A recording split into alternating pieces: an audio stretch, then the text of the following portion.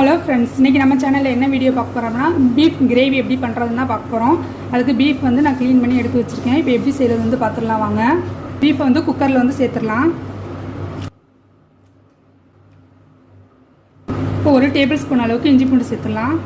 கொஞ்சம் மஞ்சத்தூள் சேர்த்துடலாம். இப்போ 1 டம்ளர் அளவுக்கு தண்ணி சேர்த்துடலாம்.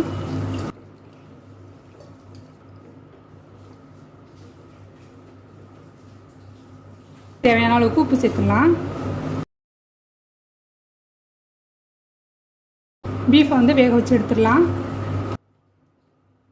மசாலா வறுக்கிறதுக்கு ஒரு பாத்திரம் வந்து அடுப்பில் வச்சுருக்கேன். அது வந்து ஹீட் ஆயிடுச்சு. 2 டேபிள் ஸ்பூன் அளவுக்கு மல்லி வந்து சேர்த்துக்கிறேன். 1 டேபிள் ஸ்பூன் அளவுக்கு சீரகம் சேர்த்துக்கிறேன்.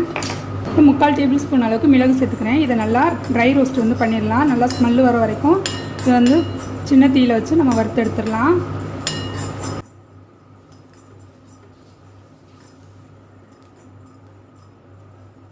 இதோட ஸ்மெல்லு நல்லா வருது. இப்போ வந்து அடுப்பை வந்து ஆஃப் பண்ணிடலாம். இது வந்து ஆற வச்சுட்டு அதுக்கப்புறமா நம்ம மிக்சியில் வந்து பொடி பண்ணி எடுத்துக்கலாம். இப்போ அடுப்பை வந்து ஆஃப் பண்ணிடலாம். இப்போ பீஃபை வந்து வேக வச்சாச்சு. இப்போ அடுப்பை வந்து ஆஃப் பண்ணிடலாம். இப்போ இது நல்லா ஆறிடுச்சு. இப்போ இதை வந்து பொடி பண்ணி எடுத்துகிட்டு வந்துடுறேன். இப்போ இதை வந்து நல்லா பொடி பண்ணியாச்சு. இப்போ பாத்திரம் ஹீட் ஆகிடுச்சு. எண்ணெய் ஊற்றிடலாம்.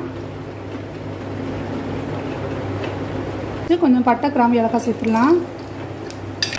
கொஞ்சோண்டு பெருஞ்சீரகம் சேர்த்துக்கிறேன். ஒரு பெரிய வெங்காயமும் கொஞ்சோண்டு சின்ன வெங்காயம் கட் பண்ணி வச்சுருக்கேன். அதையும் சேர்த்துடலாம். வெங்காயம் கொஞ்சம் நேரம் வதங்கட்டும்.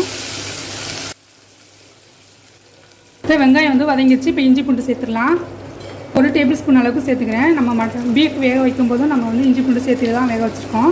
அதனால் இந்த கிரேவிக்கு தேவையான அளவுக்கு இஞ்சி பூண்டு மட்டும் சேர்த்தா போதும். இஞ்சி பூண்டோட பச்சை ஸ்மெல் போகிற வரைக்கும் இதை வதக்கிடலாம்.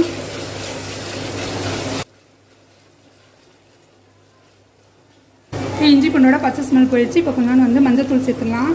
மிளகாய் தூள் சேர்த்துடலாம்.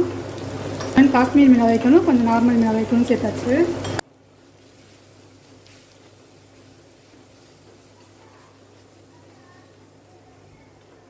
இப்போ 2 தக்காளி கட் பண்ணி வச்சுருக்கேன். அதையும் சேர்த்துடலாம். இந்த கிரேவிக்கு தேவையான அளவுக்கு மட்டும் உப்பு சேர்த்துடலாம். நம்ம பீஃப் வேக வைக்கும்போது உப்பு சேர்த்துருக்கோம். இப்போ தக்காளி நல்லா சாஃப்டாக வதங்கி வரட்டும். இப்போ தக்காளி நல்லா சாஃப்டாக வந்து வதங்கிடுச்சு. இப்போ நம்ம வேக வச்சுருந்தா பீஃபை வந்து சேர்த்துடலாம். வச்ச பீஃபை வந்து சேர்த்துக்கிறேன்.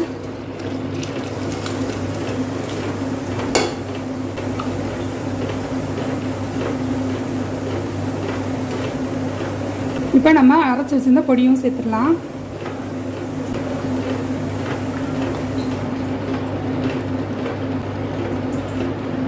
புதினா கொத்தமல்லி சேர்த்துடலாம். இதை மூடி போட்டு ஒரு 5 விசில் வேக வச்சு எடுத்துடலாம்.